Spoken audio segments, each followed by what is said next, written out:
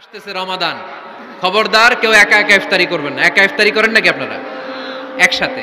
আল্লাহর হাবিব সাল্লাল্লাহু আলাইহি ওয়াসাল্লাম বললেন, কেউ যদি কাউকে ইফতারি খাওয়ায়, যিনি খাওয়ালো উনি রোজা রেখে যেই সওয়াব, খাওয়ানোর কারণে ওই সওয়াব।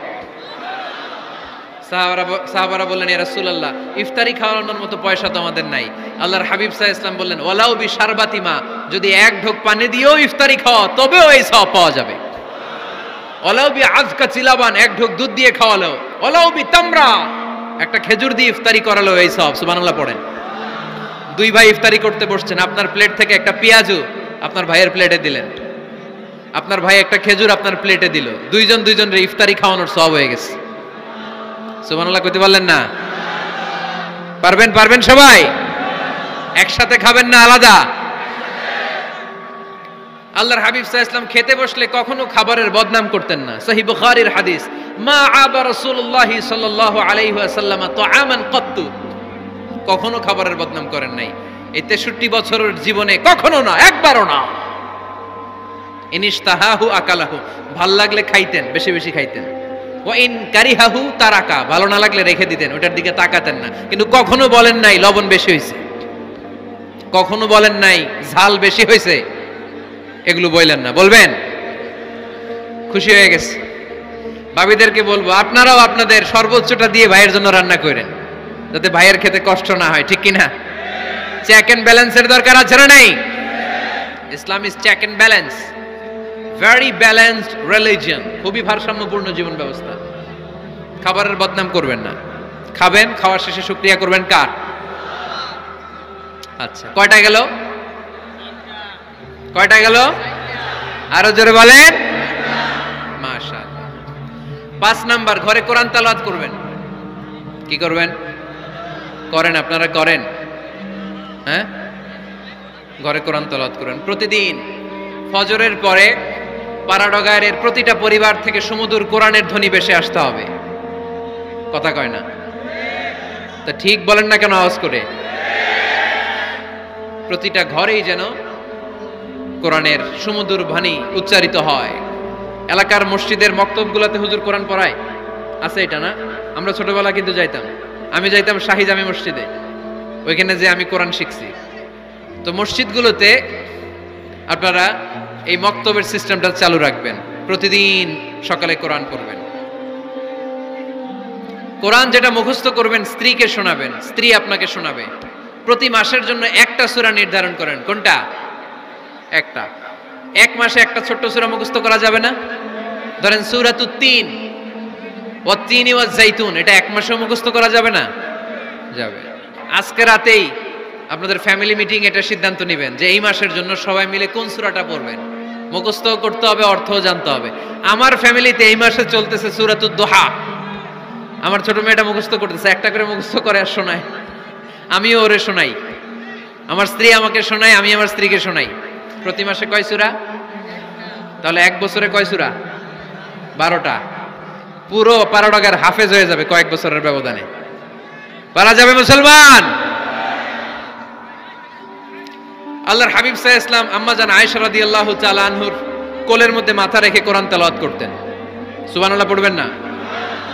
কানা রাসূলুল্লাহ সাল্লাল্লাহু আলাইহি ওয়াসাল্লাম ইয়াকরাউল কুরআন ওয়া রাসুহু ফি হাজরি ওয়া আনা হায়েদ। আম্মা জান আয়েশা বলেন, আমার যখন মাসিক চলতো, আমার মেনস্ট্রুয়েশনাল পিরিয়ড চলাকালীন সময়ে আল্লাহর নবী আমার কোলে মাথা রেখে রেখে কোরআন তেলাওয়াত করে আমারে শোনাতে। এইজন্য স্ত্রীর কোলে মাথা রেখে কোরআন তেলাওয়াত করা সুন্নাত। স্ত্রীর কোলে মাথা রেখে কোরআন তেলাওয়াত করা করেন তো? স্ত্রীর কোলে মাথা রেখে কোরআন তেলাওয়াত করছেন কে কে দেখি? ওই যে সাহস আছে কয়েকজনের, হাত তুলে ফেলছে। মাশাআল্লাহ, মাশাআল্লাহ। হ্যাঁ, স্ত্রীর কোলে মাথা রেখে কোরআন তেলাওয়াত করুন, এটা সুন্নাহ। ঘরে কোরআন তেলাওয়াত করুন। জিন, ভূত, ব্ল্যাক ম্যাজিক, জাদু টোনা, বানমারা সবগুলারে নিঃশেষ করে দিবে কে? এজন্য আল্লাহর হাবিব সাল্লাল্লাহু আলাইহি ওয়াসাল্লাম বলতেন, সহিহ মুসলিমের বর্ণনা, লা তাজআলু বুয়ুতাকুম মাকাবিরা, তোমরা তোমাদের ঘরগুলোরে কবর বানিয়ে রেখো না। ফা ইন্নাল লা তাজআলু বুয়ুতাকুম মাকাবিরা, তোমরা তোমাদের ঘরগুলোরে কবর বানিয়ে রেখো না। ফা ইন্নাশ শাইতানা ইয়ানফিরু মিনাল বাইতিল্লাযী তুকরাউ ফীহি সূরাতুল বাকারা, যেই ঘরে সূরাতুল বাকারা তেলাওয়াত হয় ওই ঘর থেকে শয়তানগুলো দৌড়ে পালায়। সূরা বাকারা তেলাওয়াত করলে ওই ঘরে শয়তান ঢুকে ঢুকে ঢুকে। সহিহ মুসলিমের আরেক হাদিসে আল্লাহ রাসূল সাল্লাল্লাহু আলাইহি ওয়াসাল্লাম বললেন, ইকরাউ সূরাতাল বাকারা, তোমরা বেশি বেশি সূরা বাকারা পড়ো। ফা ইন্না আখযাহা বারাকা, যে সূরা বাকারা পড়ে তার ঘরটা বরকত দিয়ে ভরে দেয় কে? ওয়া তারকাহু হাসারা, যে বাকারা পড়ে না ও আফসোস করে। ওয়ালা ইস্তাতিউহাল বাতালা, যে ঘরে সূরা বাকারার তেলাওয়াত হয় ওই ঘরে কোনো জাদু টোনা ব্ল্যাক ম্যাজিক কাজ করে না। চিল্লায় পড়েন আল্লাহু আকবার। বাড়ি উদ্বোধনের সময় নিজেই সূরা বাকারা দিয়ে বাড়ি উদ্বোধন করবেন, পারা যাবে? নতুন ফ্ল্যাট উদ্বোধন হয় না, নতুন বাড়ি উদ্বোধন হয় না, ইমাম সাহেব হুজুর যখন দোয়া করতে আসবে হুজুরে বলবেন, হুজুর একটু সূরা বাকারা তেলাওয়াত করেন, পারা যাবে? নিজেও সূরা বাকারা তেলাওয়াত করবেন। ঘরটারে সেফটি দিয়ে প্রোটেকশন দিয়ে রাখবে কে? কোরআনের সুমধুর আওয়াজ যে ঘরে থাকে ওই ঘরটারে শান্তি দিয়ে ভরপুর করে কে? মাঝে মাঝে আউটিং এ যাবেন, বেড়াতে যাবেন, এটা সুন্নাহ। আউটিং এ যাবেন, আউটিং, ফ্যামিলি ট্যুরে যাবেন। দলিল দিচ্ছি, দাঁড়ান। ফ্যামিলি ট্যুর, সবচেয়ে ভালো ফ্যামিলি ট্যুর হচ্ছে উমরা ট্যুর। কিসের ট্যুর? যদি সামর্থ্য থাকে মাঝে মাঝে উমরায় যান। উমরায় গেলে আপনার অর্থনৈতিক অবস্থাকে সচ্ছল করে দিবে কে? নতুন বিয়ে করেছো, হাজব্যান্ড ওয়াইফ, আপনাদের হানিমুনটা মক্কায় করে আসেন, বরকত দিবে কে? তাহলে জীবনটা শুরুই হবে আল্লাহকে সেজদা দেওয়ার মধ্য দিয়ে। আওয়াজ করে বলতে হবে, ঠিক কি না?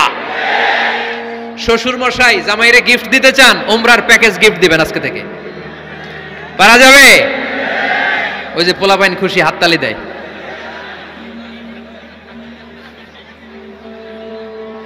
উমরায় যান, উমরায় ঘুরতে যান, ঘুরতে যাবেন।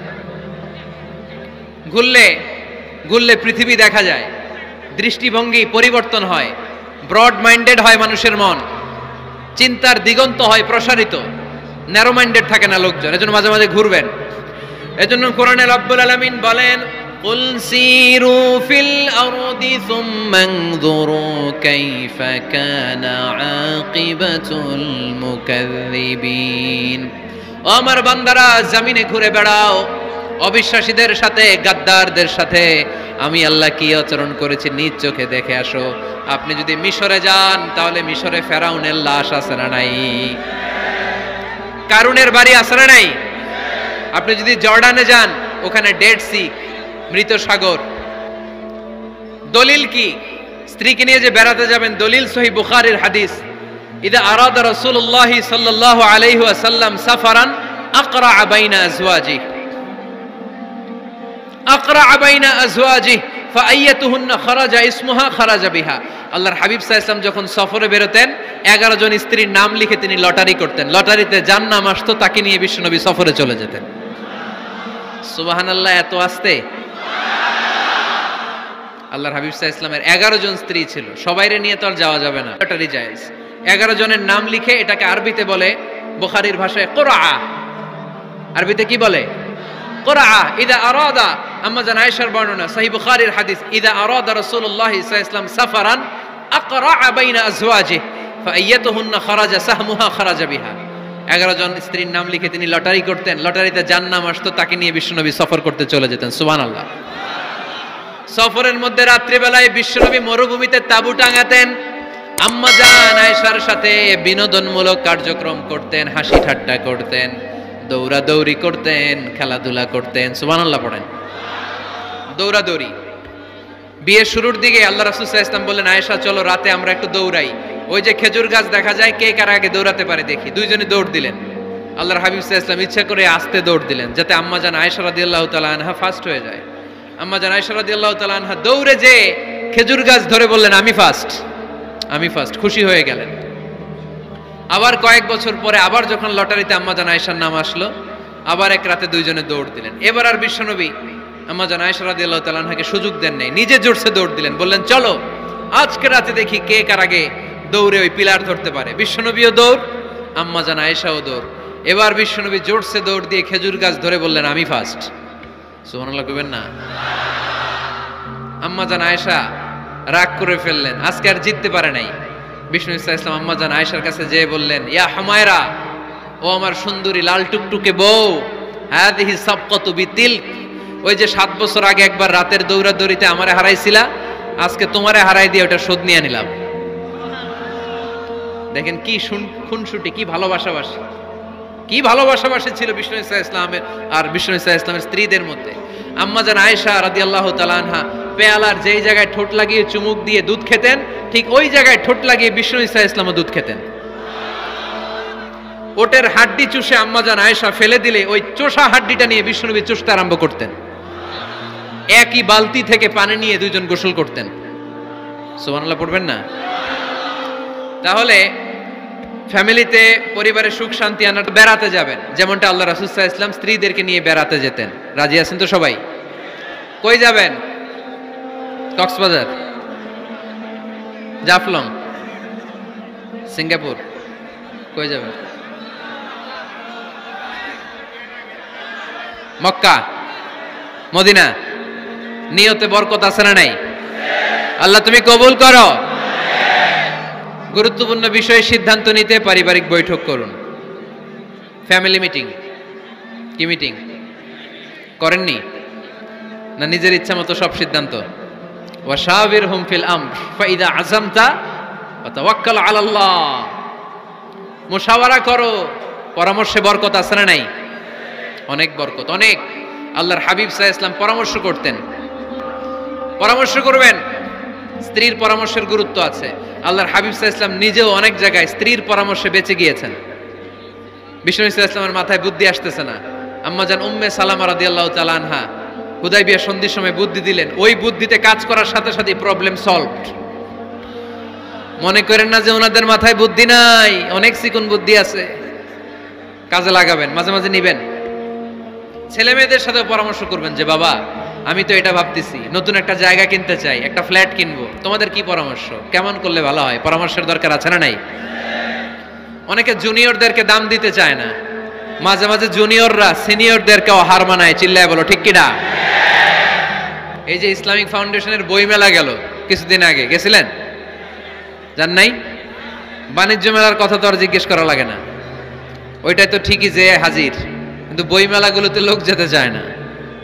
ইসলামী বই মেলায় যান, রমজানে বই মেলা হয় যান, 21শে বই মেলায়, অসাধারণ বই মেলা হয় আমাদের 21শে বই মেলায় যাবেন। ইসলামী স্টলও হয়, ওখান থেকে ইসলামিক বই কিনবেন, সুন্দর সুন্দর অনেক বিষয়ের বই কিনবেন। পড়তে হবে, বই কিনুন, বই পড়ুন, প্রিয়জনদেরকে বই উপহার দিন। বই কিনে কেউ কোনোদিন দেউলিয়া হয় না, ঠিক কিনা? বাঁচতে হলে জানতে হবে, বাঁচতে হলে পড়তে হবে। পড়ুন পড়ুন, পড়তে পড়তে মরুন। আমরা পড়ি না। আমি পৃথিবীর অনেক দেশ ঘুরেছি, ওখানে মানুষ সব সময় ব্যাগের ভিতরে বই রাখে। মেট্রো স্টেশনে যেতে লাগবে আধা ঘন্টা, ওইখানে এক জায়গায় ধরে ধরে ঝুলতেছে আর বই পড়তেছে। আছে না নাই? আর আমরা কি করি? ফেসবুকিং। বাংলাদেশে কি চলে এখন? ফেসবুকিং। এই প্রজন্মটা মাথা নিচু রেখে রেখে কাটায় দিল। সবার মাথা দেখবেন এরকম। আছে না নাই? এই জেনারেশনের মাথা কি উপরে না নিচে? এই যে এমনি এমনি খালি টিপতেছে, মাথা নিচু করে এই প্রজন্ম কাটাই দিল ওদের জীবন। না, মাথা উঁচু করে দাঁড়াতে হবে, ঠিক কি না? এজন্য পড়েন, সুন্দর সুন্দর বই পড়েন, ইসলামিক বই পড়েন, কোরআন হাদিস পড়েন। ফ্যামিলির ভিতরে শান্তি দিবে কে? মুসলমান না পড়ে বেঁচে থাকতে পারে? সব সময় পড়তে হয়। এজন্য সুস্থ থাকলে পড়ুন, অসুস্থ অবস্থায় পড়ুন, শীতকালে পড়ুন, গ্রীষ্মকালে পড়ুন, মারা যাচ্ছেন মরার সময় পড়েন, পড়তে পড়তে মরেন। ও মিয়া, মরার সময় পড়ার দরকার আছে না নাই? মরার সময় আমরা পড়ি লা ইলাহা মুহাম্মাদুর। দেখেন কি ধর্ম আমাদের, মরার সময় পড়ার ছান নাই। কথা বুঝতে পেরেছেন? এজন্য পড়ার কোনো বিকল্প নাই, কারণ এই কোরআন শুরু হয়েছে পড়া দিয়ে। কোরআনের প্রথম শব্দ কি? সবাই বলেন। কোরআনের প্রথমে আল্লাহ নাজিল করলেন ইকরা বিসমি রাব্বিকাল্লাযী খালাক খালাকাল ইনসানা মিন আলাক ইকরা ওয়া রাব্বুকাল আকরাম আল্লাযী আল্লামা বিল কলম আল্লামাল ইনসানা মা লাম ইয়ালাম। পড়েন সুবহানাল্লাহ। আল কোরআনের প্রথম বাণী পড়ো, আল হাদিসে নবীর কথা পড়ো, পড়ে পড়ে শেখো, শিখে শিখে তুমি তোমার নিজের জীবন গড়ো। ঠিক কি না? তাহলে বাসায় বাসায় পাঠাগার করবেন তো আপনারা? ইনশাল্লাহ পড়েন। ঘরে সবাই সবাইকে ভালোবাসুন, সবাই সবাইকে গিফট করুন। আল্লাহর হাবিব সাল্লাল্লাহু আলাইহি ওয়াসাল্লাম বলেছেন তাহা দাও তাহাব্বু, একে অপরকে হাদিয়া দাও, ভালোবাসা বাড়ায় দিবে কে? পারবেন না হাদিয়া দিতে? বাবা ছেলেরা হাদিয়া দেন, ছেলে বাবারে হাদিয়া দেন। খুব দামি হওয়া লাগবে, আইফোন XS Max এটা লাগবে এমন কোনো কথা নেই। একটা কলম কিনে দেন হাদিয়া, একটা বই কিনে দেন হাদিয়া, ঠিক কিনা? স্ত্রীকে ফুল কিনে দেন, পারা যাবে না? হাদিয়া। ভালোবাসা বাড়ায় দিবে কে?